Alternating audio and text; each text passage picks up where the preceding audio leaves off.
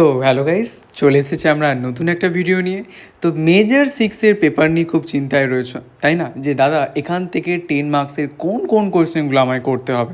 ঠিক আছে, চিন্তা করো না, চলে এসেছে তোমাদের জন্য video, suggestion video, major 6 British literature early 20th century এই পেপারটার উপর। ঠিক আছে, তো এই ভিডিওর মধ্যে আমি তোমাদেরকে 10 মার্কসের কোয়েশ্চেনগুলো বিশেষ করে বলবো, যেগুলো মোস্ট ইম্পর্ট্যান্ট কোয়েশ্চেন, কীভাবে করতে হবে, কোনটা আগে করবে, তারপর কোনটা, এগুলো সব কিছু একদম ভিডিওর মধ্যে আমি বলবো। তাই জন্য ভিডিও কিন্তু তোমরা কেউ স্কিপ করবে না। আর যদি তোমরা কেউ মেজর 6 থেকে কমপ্লিট শর্ট নোটস নিতে চাও যদি 2 মার্কসের, তাহলে কি করতে হবে? জাস্ট দুটো কাজ করতে হবে। একটা হচ্ছে চ্যানেলটাকে সাবস্ক্রাইব করতে হবে, আর দ্বিতীয় হচ্ছে দেখো ডিসক্রিপশানে একটা নাম্বার রয়েছে, এই নাম্বারে হোয়াটসঅ্যাপ করতে হবে। কিন্তু একটা কোড আমি ভিডিওর মধ্যে তোমায় বলবো, তো সেই কোডটাই তোমার সেখানে গিয়ে হোয়াটসঅ্যাপে বলতে হবে।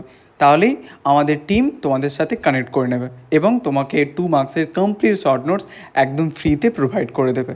ঠিক আছে, চলো তাহলে শুরু করা যাক আমাদের আজকের ভিডিও। তো দেখো, 4th semester major 6 British literature early 20th century এখনও তোমার কাছে সময় আছে। যদি তুমি নিজেকে এখন একটা ঠিকঠাক প্রস্তুতি যদি নিয়ে নাও, ডেফিনেটলি তুমি খুব ভালো নাম্বার অবশ্যই পেতে চলেছো। কারণ এই পেপারটা খুবই একটা ইজি পেপার, তেমন যে বিশাল কঠিন পেপার তা কিন্তু একদমই নয়। আর একটা কথা তোমার কিন্তু মাথায় রাখতে হবে, সেটা কি? নিজের প্রতি বিশ্বাস রাখতে হবে। আমি জানি তুমি অবশ্যই পারবে। তুমি তো এতগুলো এক্সাম দিয়ে এসেছো, এত ভালো রেজাল্ট করে এসেছো, এবং তোমার ইচ্ছে রয়েছে যে এবারেও আমি কিন্তু ভালো রেজাল্ট অবশ্যই করব। তো এবারেও পারবে তুমি, এবারেও কোনো দিক থেকে পিছিয়ে থাকবে না। জাস্ট শুধু নিজের প্রতি বিশ্বাসটা রাখতে হবে। আর মন দিয়ে আমার কথাটা একটু শোনো, ঠিক আছে? তো দেখো, তোমাদের পেপারটার নাম তোমরা দেখতে পাচ্ছ, British literature early 20th century, এবং আজকের সাজেশন 2026। ওকে, তো আগে সিলেবাসের সম্পর্কে তোমাদেরকে আমি বলি, দেখো মন দিয়ে দেখো। তো তোমাদের কোর্স কন্টেন্টসে 3টে সেকশান রয়েছে, পোয়েট্রি, ফিকশন আর প্লে। ওকে, তো পোয়েট্রির মধ্যে 4টে কবিতা রয়েছে। কী কী? ডব্লিউ.বি. ইয়েটসের দ্য ওয়াইল্ড সানসেট কুলে, তারপর টি.এস. এলিয়টের the journey of the Magi, তারপর উইলফ্রেড ওয়েনের রয়েছে উইলফ্রেড ওয়েনের রয়েছে অ্যান্থি ফর ডুমড ইউথ, এবং তারপর আমাদের অর্ডিনে রয়েছে দ্য আননোন সিটিজেন। আর ফিকশনে দেখো রয়েছে জোসেফ কনরাডের লর্ড জিম, তারপর ডি.এইচ. লরেন্সের দ্য হোয়াইট স্টকিং, আর ক্যাথরিন ম্যানসফিল্ডের রয়েছে দ্য ফ্লাই, আর লাস্টে প্লেতে রয়েছে দেখো সয়ের রয়েছে আর্মস অ্যান্ড দ্য ম্যান। ঠিক আছে, তো এই হচ্ছে ওভারঅল তোমার অ্যাকচুয়ালি কোর্স কন্টেন্টস। ওকে, তো এবার দেখো আমাদেরকে কিছু বিষয় একটু মাথায় রাখতে হবে। দেখো, পোয়েট্রি থেকে তোমার এল টু মানে হচ্ছে লং। ওকে, এল মানে হচ্ছে লং। ঠিক আছে, তো লং কোয়েশ্চেন এখান থেকে পড়বে তোমাদের দুটো। আচ্ছা, এল মানে হচ্ছে সেমি লং, আর এখান থেকে সেমি লং মানে 5 মার্কসের কোয়েশ্চেন পড়বে দুটো। আচ্ছা, ফিকশান থেকেও দেখো লং, এই 3টে থেকে পড়বে তোমাদের দুটো, আর সেমি লং পড়বে হচ্ছে 3টে, আর প্লে থেকে লং একটা আর সেমি লং একটা। ঠিক আছে, একটা একটা করে পড়বে।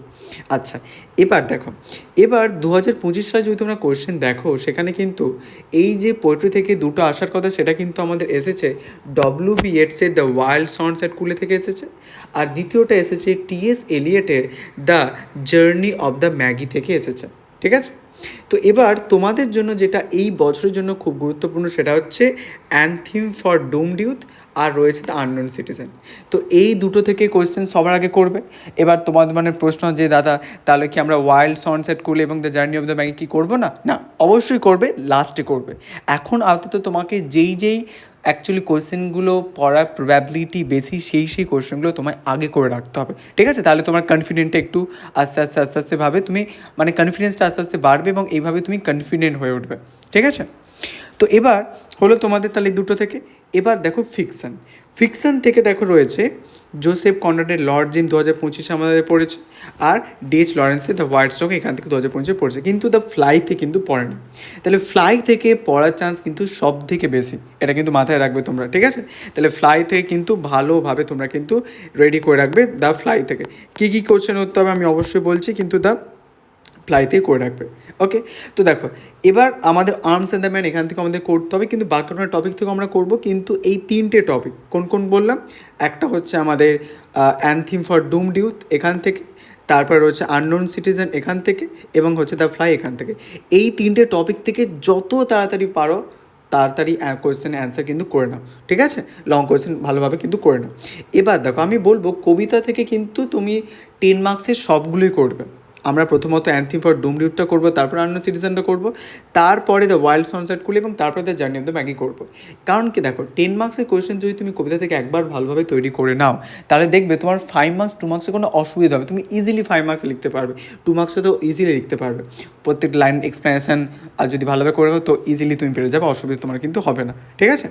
তো এই অ্যাকচুয়ালি 3টে টপিক থেকে ভালোভাবে করো। চলো তাহলে কী কী কোয়েশ্চেন করতে হবে এবার তাহলে তোমাদেরকে বলি, মন দিয়ে দেখো আর সামনে একটা হোয়াইট পেজ এবং হচ্ছে একটা পেন নিয়ে বসে পড়ো, ঠিক আছে।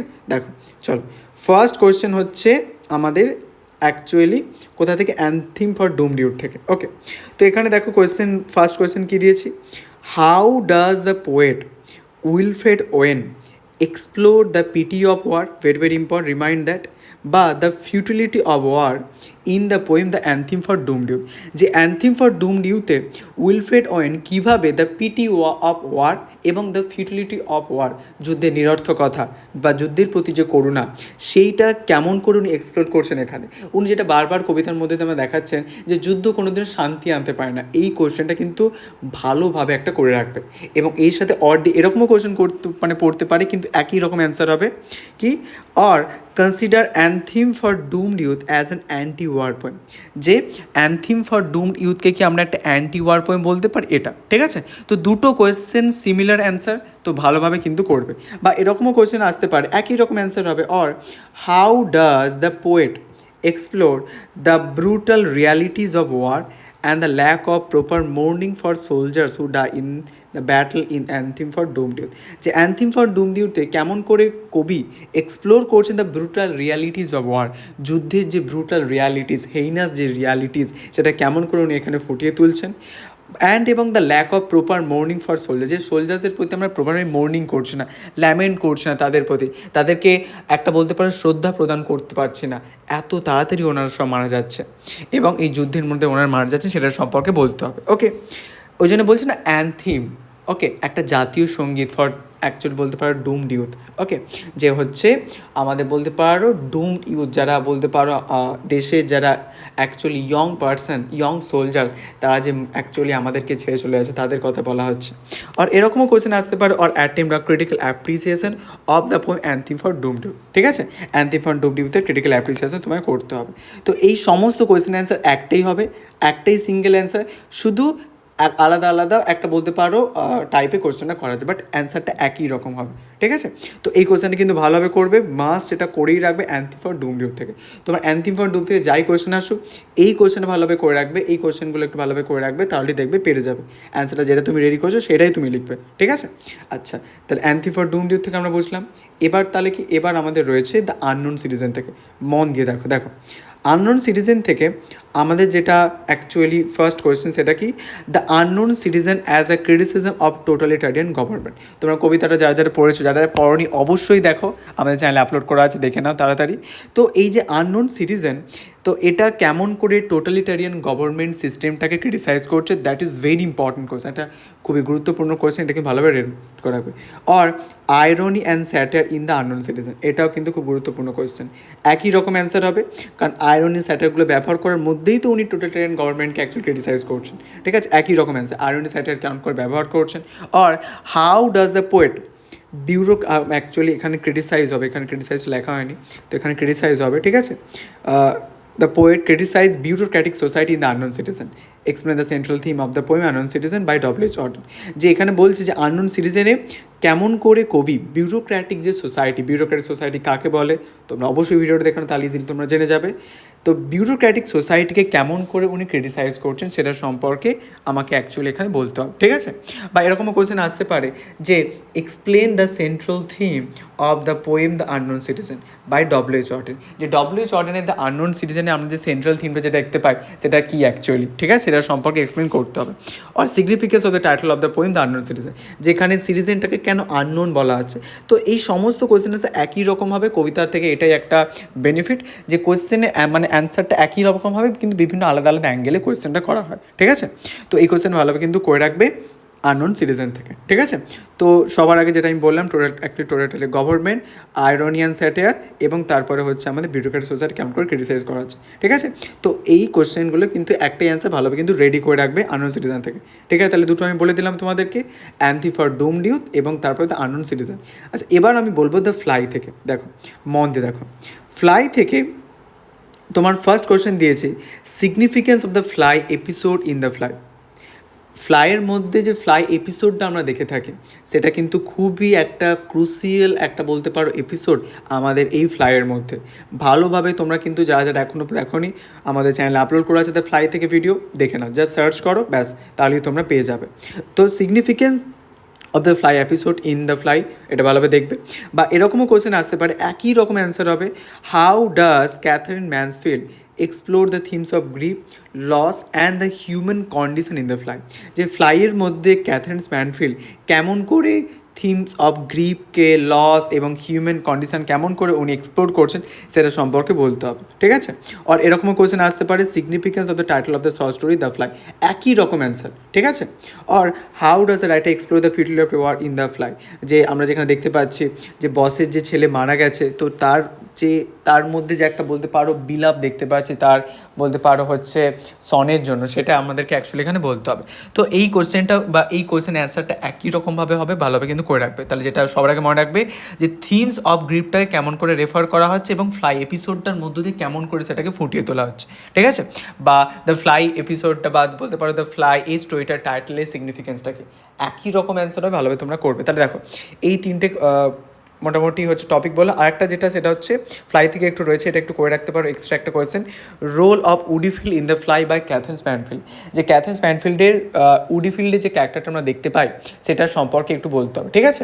এটা একটু বললে, বা এটা এরকম একটা কোয়েশ্চেন আসতে পারে বস সম্পর্কে ক্যারেক্টার, ঠিক আছে। তো ওটা তোমরা লং নোটের মধ্যেই পেয়ে যাবে, কারণ বস সম্পর্কেই তো তুমি বলবে, তাই না। বস সম্পর্কে, বস কী করছে, কীভাবে তার বলতে পারো ফ্লাইয়ের সাথে একটা যে বলতে পারো তার যে একটা অ্যাক্ট আমরা দেখতে পাই সেটার সম্পর্কে, ঠিক আছে। তো এই তিনটে টপিক আমি বললাম, তিনটে টপিক থেকে ভালোভাবে তোমরা কিন্তু কোয়েশ্চেন রেডি করে রাখবে, ওকে। আচ্ছা, এরপর নেক্সট আমাদের রয়েছে হচ্ছে লর্ড জিম থেকে। দেখো লর্ড জিম থেকে ফার্স্ট কোয়েশ্চেন দিয়েছি, consider Lord Jim as a critic of colonialism and imperialism. আচ্ছা, যে লর্ড জিমটাকে কি আমরা একটা কোলোনিয়ালিজম এবং ইম্পেরিয়ালিজমের কি একটা ক্রিটিসিজম বলতে পারি, সেটার সম্পর্কে তোমাকে এখানে বলতে হবে, ঠিক আছে। তাহলে এখানে কি রয়েছে আমাদের বলতে হবে যে অ্যাকচুয়ালি কোলোনিয়ালিজম বা ইম্পেরিয়ালিজম সম্পর্কে, ওকে। তারপর দেখো রয়েছে or use of symbols in Lord gym, এটা কিন্তু খুব গুরুত্বপূর্ণ একটা কোয়েশ্চেন, যে লর্ড জিমের সিম্বলসে কেমন করে ব্যবহারটা অ্যাকচুয়ালি করেছেন আমাদের রাইটার, ঠিক আছে। Or how does corners Lord gym elaborate the conflict between an individual inner moral code and his outward activities. যে আমরা যে দেখতে পাচ্ছি না যে জিম ক্যারেক্টারটার মধ্য দিয়ে কেমন করে ইনার যে একটা মরাল কোড তার মধ্যে দেখতে পাচ্ছি এবং তার সাথে আউটওয়ার্ড যে অ্যাক্টিভিটি কেমন করে সেই দুটোর মধ্যে একটা কনফ্লিক্ট তৈরি হচ্ছে, একটা কন্ট্রাস্ট কেমন করে তৈরি হচ্ছে, সেটা আমাদেরকে এখানে বলতে হবে। তো একই রকম অ্যান্সারে ভালোভাবে এটা কিন্তু করবে, কারণ কোলোনিয়ালিজম ইম্পেরিয়ালিজম সম্পর্কে বলতে গেলে এটা সম্পর্কে জিম সম্পর্কে তোমাকে ডেফিনেটলি বলতেই হবে, ঠিক আছে। তো এটা একটু ভালোভাবে করবে, ইনার মরাল কোড এবং হচ্ছে আউটওয়ার্ড অ্যাক্টিভিটিস মধ্যে যে আমরা যে কনফ্লিক্টটা দেখতে পাই, ঠিক আছে, সেটা সম্পর্কে কনফ্লিক্টটা। আচ্ছা, তারপর দেখো justify the title of the Nobel Lord gym, কেন জিমকে এখানে লর্ড বলা আছে সেটা সম্পর্কে একটু এক্সপ্লেন করবে। Are the character of gym in the Nobel the Lord gym, ঠিক আছে। লর্ড জিমের ক্যারেক্টারের সম্পর্কে এখানে তোমাকে বলতে হবে, ঠিক আছে। তো এত ইজি কোয়েশ্চেন একটু ভালোভাবে তোমরা একটু রেডি করে রাখবে লর্ড জিম থেকে। এবার আমি বলবো তোমাদের আর্মস অ্যান্ড দ্য ম্যান থেকে। আচ্ছা, আর্মস অ্যান্ড দ্য ম্যান থেকে তোমাদের যেটা ফার্স্ট কোয়েশ্চেন আমি দিয়েছি, consider arms and the man as a anti sentimental comedy. যে আর্মস অ্যান্ড দ্য ম্যানকে কি আমরা একটা অ্যান্টি সেন্টিমেন্টাল কমেডি বলতে পারি, সেটা সম্পর্কে একটু করে রাখবে। তারপর দেখো রয়েছে or what is GB sauce attitude towards love as presented in the play arms and the man. যে আর্মস অ্যান্ড দ্য ম্যানের মধ্যে জিবি সজের যে অ্যাটিটিউড দেখতে পাই তার লাভ সম্পর্কে, সেটা কেমন করে রিপ্রেজেন্ট করা হচ্ছে এখানে আমাদের এই প্লে আর্মস অ্যান্ড দ্য ম্যানের মধ্যে, সেটা অ্যাকচুয়ালি এখানে বলতে হবে। Or justify arms and the man as a criticism of romanticise notions of war and love. এটা কিন্তু খুব গুরুত্বপূর্ণ একটা কোয়েশ্চেন, ঠিক আছে। যে কেমন করে রোমান্টিসাইজ নোশনস অফ ওয়ার এবং লাভকে ক্রিটিসাইজ করছেন, এটা কিন্তু ভালোভাবে তোমরা কিন্তু করে রাখবে, ঠিক আছে। তো এই question arms and the man থেকে করবে। আচ্ছা, এরপর আমি তোমাদের বলবো সেটা হচ্ছে দ্য ওয়াইল্ড সানসেট করলে থাকে, এখান থেকেও করবে, ছাড়বে না, এটাতে করবে, কারণ 5 অ্যাকচুয়ালি 2 এর জন্য খুব গুরুত্বপূর্ণ, 10 মার্কসও চলে আসতে পারে, তা দেখে রাখবে। এমন নয় যে একদম দেখে যাচ্ছ না, এরকম না, দেখে রাখবে তোমরা, ঠিক আছে। তো দেখো রয়েছে how does Yeats view ageing and the passage of time, ঠিক আছে, view of ageing and the passage of time in the wild swans at Coole, যে ওয়াইল্ড সন্সের কুলেতে ইয়েটস কেমন করে এজিং দ্য প্যাসেজ অফ টাইমকে কেমন করে বলতে পারো উনি এখানে অ্যাকচুয়ালি দেখছেন। Or how does the poet explore the themes of time, change and the contrast between the enduring nature of natural world and among the passing of human life in the wild sons at কুলে, যে wild swans at কুলের মধ্যে আমরা যেটা দেখতে পাচ্ছি যে কেমন করে কবি এক্সপ্লোর করছেন থিমসের মধ্যে আমরা যেমন দেখেছিলাম টাইম, চেঞ্জ এবং যে কন্ট্রাস্ট দেখতে পাচ্ছি between the enduring nature of the world, natural ওয়ার্ল্ডের যে এন্ডিউরিং নেচার এবং হচ্ছে the passing of human life, সেটা কেমন করে উনি এখানে ফোনিত সেটা সম্পর্কে বলতে হবে। আর এটা পড়তে পারে justify the title of the poem the wild swans at কুলে, ঠিক আছে, ওয়াইল্ড সন্স কুলের টাইটেল সম্পর্কে তোমাকে এখানে বলতে হবে, ঠিক আছে। তো এই হচ্ছে তোমাদের ওয়াইল্ড সন্স কুলে থেকে। আচ্ছা, এরপরে তোমাদের রয়েছে the journey of the Magi থেকে। আচ্ছা, তোমরা যদি কেউ মেজর 6 কমপ্লিট শর্ট নোটস নিতে চাও তাহলে কিছু নয়, জাস্ট তোমাকে অ্যাকচুয়ালি চ্যানেলটাকে সাবস্ক্রাইব করতে হবে।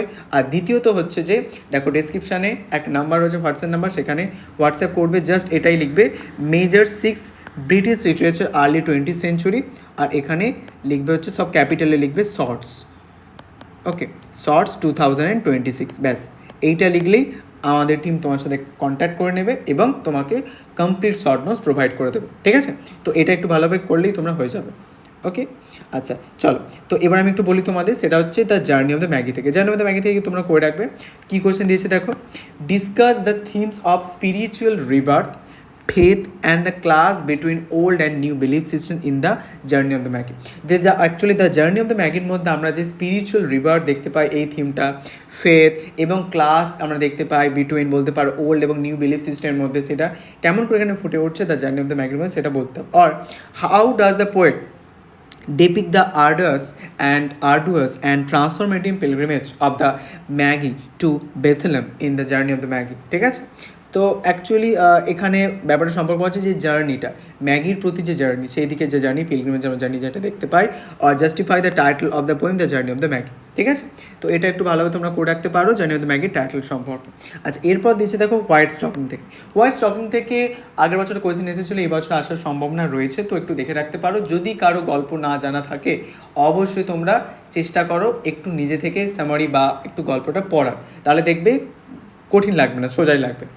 ফার্স্ট কোয়েশ্চেন দিয়েছে দেখো, how does the writer explore the destructive power of jealousy and volatile often painful and power struggles within marriage in the white stocking, যে হোয়াইট স্টকিংয়ের মধ্যে রাইটার কেমন করে ডিস্ট্রাকটিভ পাওয়ার অফ জেলাসি এবং ভোলাটাইলকে actually উনি refer করছেন, এবং painful যে একটা পাওয়ার স্ট্রাগল যে উনি বলছেন যে বিবাহের মধ্যে যেটা অ্যাকচুয়ালি দেখা যায়, তো সেটাকে অ্যাকচুয়ালি উনি কেমন করে ফুটে তুলেন সেটা সম্পর্কে বলতে হবে, ঠিক আছে।